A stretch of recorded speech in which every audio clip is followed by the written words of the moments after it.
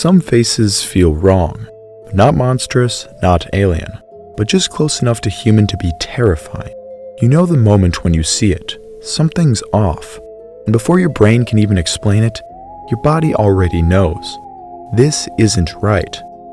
Psychologists call it the uncanny valley, a deep-rooted fear of things that look human but aren't.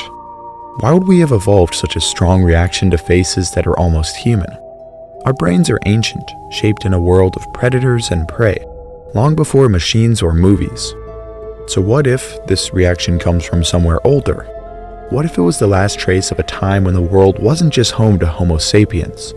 Other species that looked human but weren't.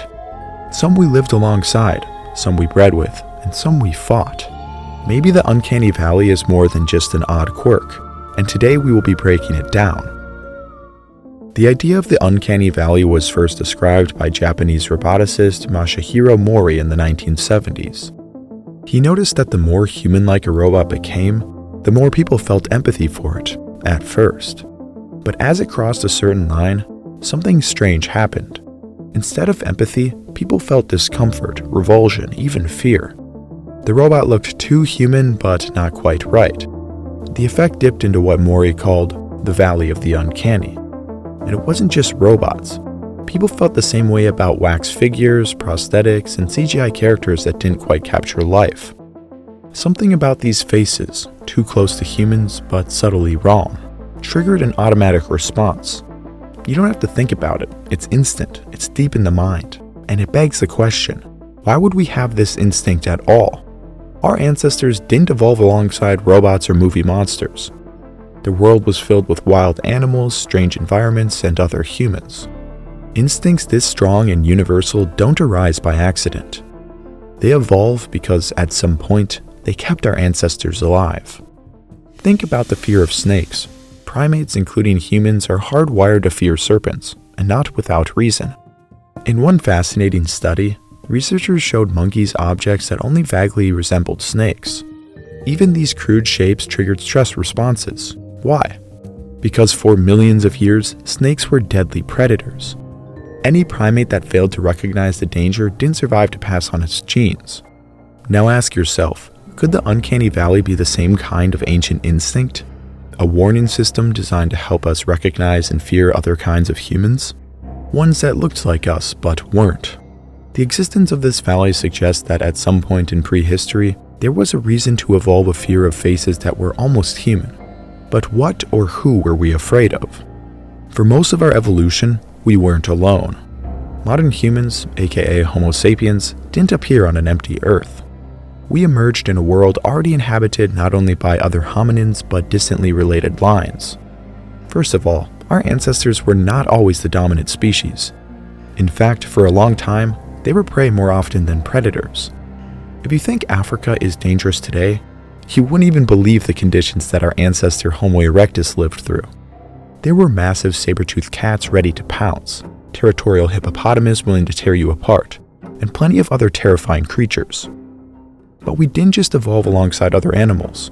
At this time, there were plenty of other hominids around. Our erectus ancestors would have encountered Homo habilis and Homo rudolfensis, close relatives but distinctly different. Mistaking a group of habilis as your family while returning from a hunt could be the last thing you ever do. But we also shared the landscape with very different lineages. Small-bodied Australopithecines were still around 2 million years ago. These guys were pretty weird-looking, with brains the size of a chimpanzee but standing completely upright. Imagine after a long day of hunting, you are taking a rest while your children play nearby. You take a glimpse to check on them, but you notice a slim figure luring your child away. Before you can even get to your spear, the nimble creature grabs your child and runs off into the night. If you think it's scary being a parent in the modern day, our ancestors may have had to deal with literal child predators, as in they probably consumed our young. Other species like Paranthropus may have been more passive observers of our day-to-day lives. Some researchers have likened them to the cows of the human lineage, built for eating mass quantities of plant matter. They may not have preyed on our children, but their presence must have been eerie. They walked upright and were clearly related to us, but their proportions were just off. Massive jaws, sloping foreheads, and small and wiry bodies were a clear reminder they were not us. But they weren't the only ones. Other, even more distant apes prowled the Pleistocene landscape. Let's not forget about the ancestors of chimpanzees and gorillas. We only have a few fossils from the ancestors of these species, some of which are found in East Africa. This means we would have undoubtedly crossed paths with them countless times. And while they may seem timid today, partially due to poaching and human technology, I doubt they feared us 2 million years ago. Moving on, there were other primates in Africa that looked like they came straight out of hell. The giant baboon-like Dinopithecus was truly nightmare fuel.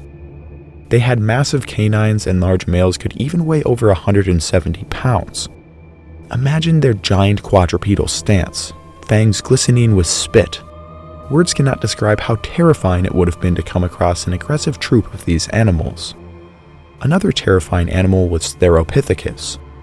This genus actually survives in a smaller form in the Ethiopian highlands, but during the time of Erectus, they were much larger. In some cases, large males could even weigh up to 160 pounds. And keep in mind, most Homo erectus males were probably only around 130 to 140 pounds. But though these animals were fearsome, we actually have evidence that Homo erectus may have been targeting their young as prey at one site. Check out this video next. This goes to show you that we were not passive actors. Our ancestors undoubtedly partook in the brutal world that raised them. Homo erectus, one of our earliest ancestors, undoubtedly encountered many hominids and primates that were uncanny. But now let's fast forward hundreds of thousands of years later. Our species, Homo sapiens, is on the rise, but we are still not alone. In Africa, we lived alongside Homo naledi, a species with a strange mix of primitive and modern traits.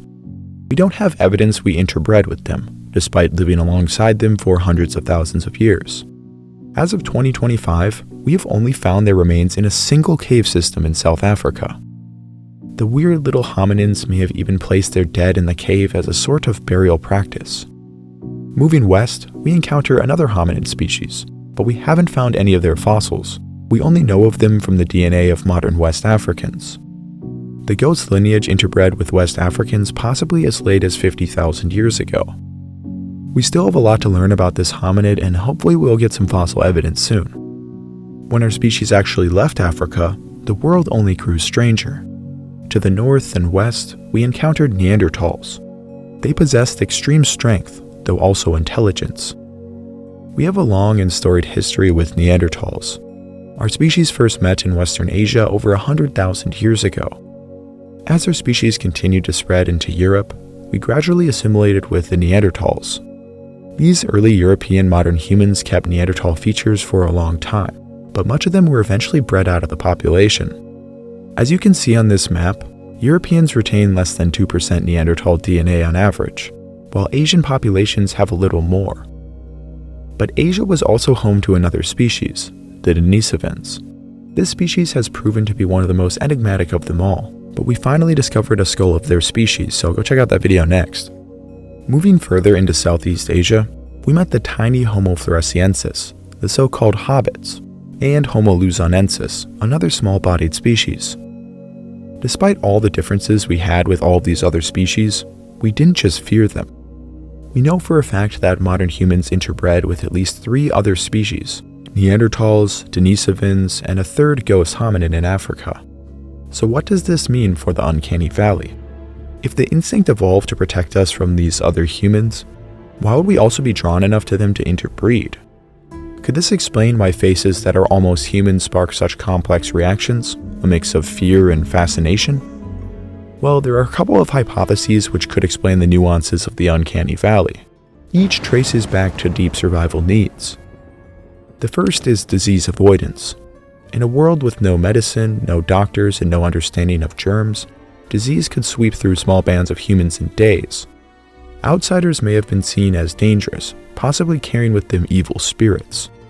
Funny enough, we actually inherited genital herpes, likely from Paranthropus over 2 million years ago. Could this have been an example where our instincts failed us? Recognizing even subtle signs of illness could mean the difference between life, death, and herpes. Pale skin, odd eyes, jerky, unnatural movements. even a slight change in the way someone held themselves. These were clues that something was wrong. And what is a corpse but the ultimate source of infection? A dead body is still eerily human, but devoid of life. That brings us to the second idea, identifying the dead. For ancient humans, the presence of the dead could mean danger, disease, or predators. Recognizing the death of your kin quickly would have been crucial. Our brains may have evolved to detect the fine line between life and death, and to react to anything that falls near that line. Faces that look alive but not quite trigger the same alarms. That's why horror movies use pale, lifeless skin and unnatural movement to terrify us. It taps straight into that ancient instinct. But there is a third idea, one that brings us back to those uncanny, shadowy figures in the forest. Enemy recognition. For hundreds of thousands of years, our ancestors didn't just face leopards, hyenas, or saber-tooths. They faced other humans. Some were rival bands of Homo sapiens, others were Neanderthals, Denisovans, or late surviving Homo erectus. Close enough to fool the eye, but different enough to trigger caution. Distinguishing us from them wasn't just about skin color or clothing. It was about reading the face, the walk, the expression, especially when the stakes were life and death. A Neanderthal stepping into your hunting ground, an Australopithecus lurking near your children. Was this a friend, a potential mate, a killer? The Uncanny Valley may have evolved as a finely tuned warning system, an instinct to instantly assess faces that were almost human but not quite. It may have helped ancient humans react to the very real danger of other hominins, and this would explain why the feeling is so immediate. You have to wonder, could this instinct have been responsible for the extinction of every other species of human? It is possible. Everywhere we went, extinction followed for all the local hominins. Though we did breed with some of them, this may have only happened occasionally. Even today, humans have the tendency to meet the other with hostility. And maybe this is what happened to the other species of humans. So where does this leave us today? In the modern world, we rarely encounter the kinds of dangers that shaped our ancient minds. Most of us will never fight for food or territory. We no longer share the earth with Neanderthals or Denisovans. And yet, that fear remains. You can feel the presence of another in a dark room even when no one is there. You pick up on subtle clues in wax museums and horror movies. It's the same jolt, the same instinct, ancient and untouched by time. Perhaps it is one of the remnants of a prehistoric world filled with threats we can barely imagine. A world where humans weren't alone, where seeing another upright figure in the dark might mean death or worse. And maybe that's why this fear lingers, because long ago, it kept us alive. Thanks for watching. If you enjoyed this deep dive into the eerie side of human evolution, hit that like button. Also, drop a comment below telling me what you think of the Uncanny Valley. Don't forget to subscribe to keep getting stories like this, and I'll see you in the next one. Arrivederci.